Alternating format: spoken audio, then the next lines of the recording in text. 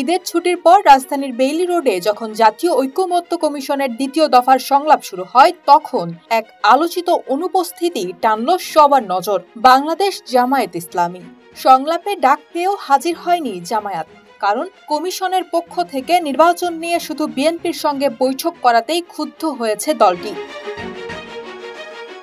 গত 13 জুন লন্ডনে বিএনপির তারেক রহমানের সঙ্গে বৈঠক করেন প্রধান উপদেষ্টা ডক্টর মোহাম্মদ ইউনূস। বৈঠক শেষে দেওয়া যৌথ বিবৃতিতে বলা হয়, সংস্কার ও বিচার কার্যক্রম অগ্রগতি পেলে 2026 সালের ফেব্রুয়ারির মধ্যেই নির্বাচন সম্ভব। কিন্তু এই বিবৃতিকেই প্রশ্নবিদ্ধ মনে করছে জামায়াত। তাদের বক্তব্য, একটি মাত্র দলের সঙ্গে বৈঠক করে নির্বাচনের সময়সূচি ঠিক করা মানে অন্যান্য রাজনৈতিক শক্তিগুলোকে উপেক্ষা করা। জামায়াতের সহকারী secretary general doctor Hamidur Rahman Azad বলেন, এই প্রক্রিয়ায় সরকারের নিরপেক্ষতা প্রশ্নবিদ্ধ হয়েছে। দলটির মুখপাত্র মতিউর রহমান আকুন্দ স্পষ্ট ভাষায় জানিয়ে দেন, জামায়াত এই বৈঠক বয়কট করেছে। তবে প্রতীকী প্রতিবাদ হিসেবে আজকের সংলাপে না গেলেও আগামী দিনগুলোতে আলোচনায় যোগ দেওয়ার সম্ভাবনা থাকছে বলেও জানানো হয় দলটির পক্ষ থেকে।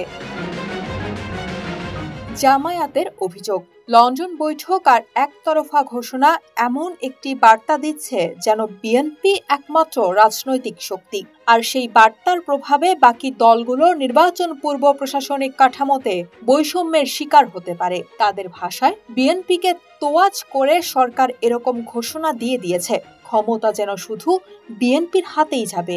জামায়াত বলছে, তারা সংস্কারের পথে বারবার ছাড় দিলেও সরকার শুধুই বিএনপির চাওয়া পাওয়াকেই গুরুত্ব দিচ্ছে। এতে ঐকমত্য নয়, বরং পক্ষপাত স্পষ্ট। প্রশ্ন উঠছে, জাতীয় ঐকমত্য কমিশন কি সব দলের মতামতকে সমানভাবে মূল্য দিচ্ছে, নাকি বিএনপির সঙ্গে গোপন সমঝোতার পথ হেঁটে বাকিদের প্রতি দেখানো হচ্ছে অবহেলা? জামায়াত বলছে, সরকার ও কমিশন যদি নিরপেক্ষ না হয়, তাহলে তাদের সহযোগিতা বজায় রাখার বিষয়েও নতুন করে ভাববে দলটি। নিউজ ডেস্ক, 24 ঘন্টা বাংলাদেশ।